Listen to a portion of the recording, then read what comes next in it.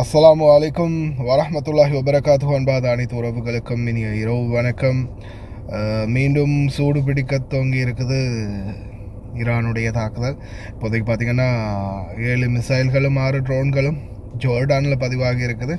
அதே போல் ஈராக்கில் பஸ்ரா பக்கம் தற்போது தாக்குதல் ஆரம்பிச்சிருக்கிறாங்க. இந்த தாக்குதலில் பார்த்திங்கன்னா ஷார் பேனல்கள், அதாவது மிசைல்கள் தாக்கும்போது அந்த மிசைல் தாக்குதலை வழிமறிச்சிருக்கிறாங்க.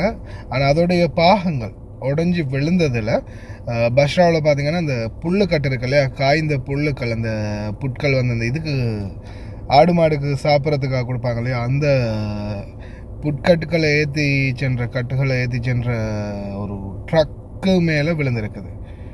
ட்ரக் ஒன்றில் 2 மேலே விழுந்திருக்குது. அந்த பாகங்கள், அந்த நெருப்பு துண்டுகள் விழுந்ததில் பார்த்திங்கன்னா அந்த ட்ரக் வந்து தீப்பிடிச்சதாக தெரிவிச்சிருக்கிறாங்க.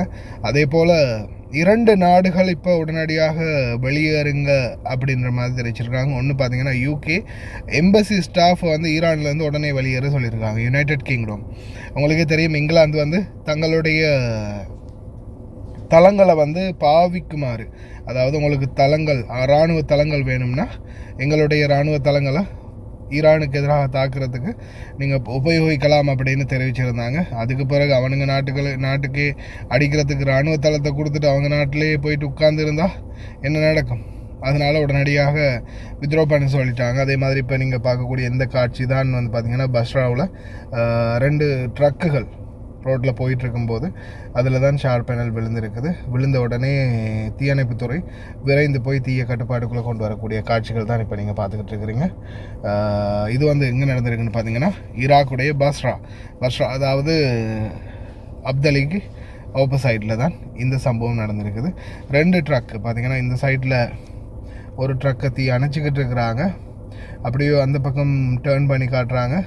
அந்த சைட்லேயும் அடுத்த ட்ரக்கு புகஞ்சிக்கிட்டு இருக்குது. அதே போல் அமெரிக்காவும் தொடர்ந்து தங்களுடைய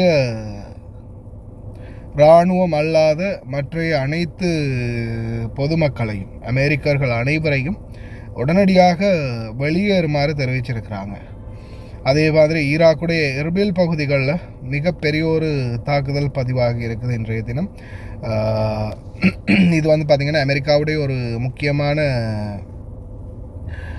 குடவுன், அதாவது அவங்களுடைய முக்கியமான பொருட்கள், இராணுவ தளங்கள் பொருட்களில் வைக்கக்கூடிய ஒரு குடவுன் உண்டு அப்படின்னு சொல்கிறாங்க, ஒரு ஸ்டோர் ஒன்றுன்னு. அந்த ஸ்டோர் முழுதாக தீப்பற்றி எறிஞ்சதாக தெரிவிச்சிருக்கிறாங்க. இதுவும் வந்து பார்த்திங்கன்னா ஈராக்குடைய எர்பில் பகுதிகளில் நடந்திருக்குது. ஏன்னா இப்போதைக்கு உங்களுக்கே தெரியும், கடந்த காலங்களில் ஈராக்குடைய புதிய பிரதமர் வந்ததுக்கு பிறகு ஈராக்கில் வந்து மிகப்பெரிய சோதனை நடத்தப்படுது.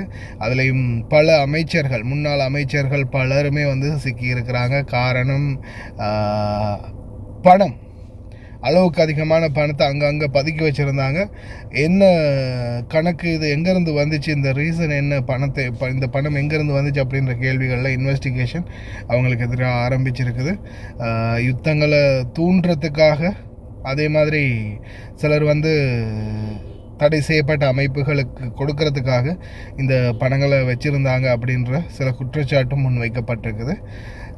பார்க்கலாம் என்ன மாதிரியான சூழல் உருவாக போகுது இனி வரும் நாட்கள்னு. ஏன்னா மாறி மாறி தொடர்ந்துமே ஈரான் வந்து அமெரிக்காவுடைய தளங்கள் எங்கெங்கே இருக்குதோ எல்லா இடங்களையும் தாக்குறாங்க. குறிப்பாக ஜோர்டானை தொடர்ந்தும் குறிவைக்கிறாங்க அப்படின்றதும் குறிப்பிடத்தக்க ஒரு தகவல். இப்போதைக்கு கிடைச்சிருக்கக்கூடிய தகவல்கள் இதுதான். பார்க்கலாம், மேலதிக தகவல்கள் ஏதாவது கிடைச்சா லேட்டாகி உங்களுக்கு அப்டேட் பண்ணுறேன்.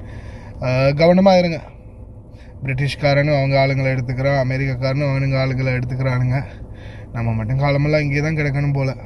அதுதான் நிலைமையாக இருக்குது. பிரார்த்தனை பண்ணுங்கள், கவனமாக இருங்க. The most important job any president has is to keep the American people safe. And every president says it, but we have a president that means it and does something about it.